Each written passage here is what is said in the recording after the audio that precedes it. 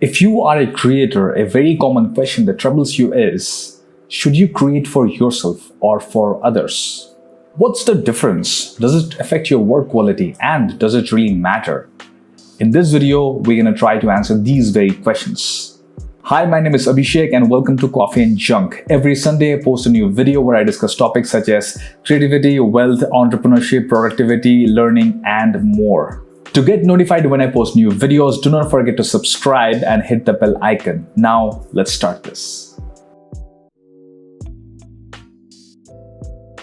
I've been publishing weekly essays on my website coffeeandjunk.com since mid-2018. I usually write on topics such as clear thinking and decision making, and I'm very proud to say that for the last 2.5 years, I've never missed a week.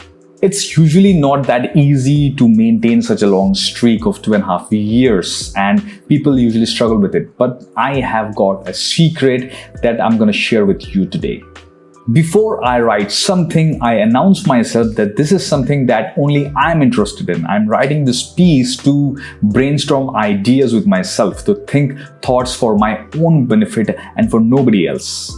I'm writing this for myself and myself alone. It may not be something that others find interesting. In case if somebody is interested, it's a bonus. But what is more important is that I should enjoy it. The whole process of writing, publishing, and as well the final piece.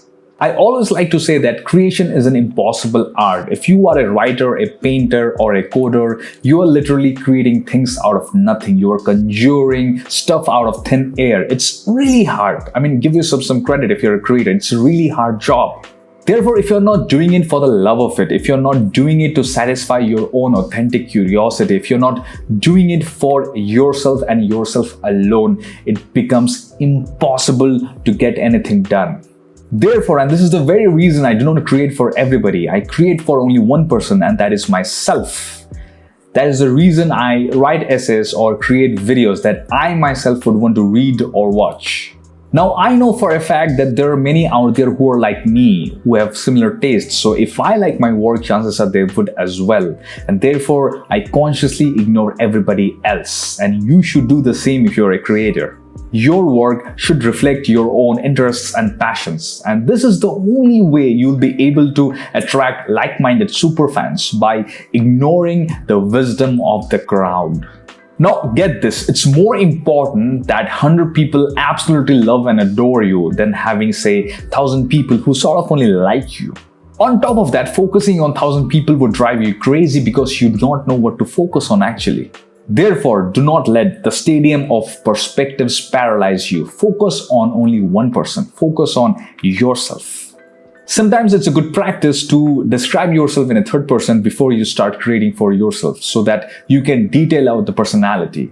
It actually helps. Just make sure you describe with as much detail as possible. If I have to describe myself, that is my own audience, it would be something like this. This person who is my target audience, that is actually me, is a person who is kind of smart and busy. They have no time for cliches and the obvious. Therefore, it's a good idea to get to the point as fast as possible without beating around the bush. They want only the crux of the idea, and they do not want to be bored with background knowledge, and they do not mind looking up something online if they do not understand something. But then what they hate the most is background knowledge, additional information that serve no purpose in the whole narrative. So get to the point, be succinct. That is all. That is all I want my target audience wants, and that is how I intend to write. Straight to the point, succinct, no BS. If you follow this process, if you create for yourself, or better, if you define a persona which is a reflection of your own identity, and if you create for that person, your work becomes more fulfilling and you stop seeking others' attention. This is a better way to create. And I do this all the time, day in, day out. That is all for today, but here's something important for you. If you want to learn everything there is to know about generating new ideas, improving creativity, and becoming a thought leader, I have created just the course for you. It's called Reengineered Thinking, or in short, Rethinking. It touches upon everything from effective information consumption to idea generation, reinterpretation, and obviously communication. It is based on solid research, battle-tested strategies, and real-world experiences. This course is going to be live and online within a small group of curious folks like you, which means that you and I are going to have a lot of face-to-face interaction. And once you complete this course, I promise you that it'll change everything you know about how to think, ideate, and create.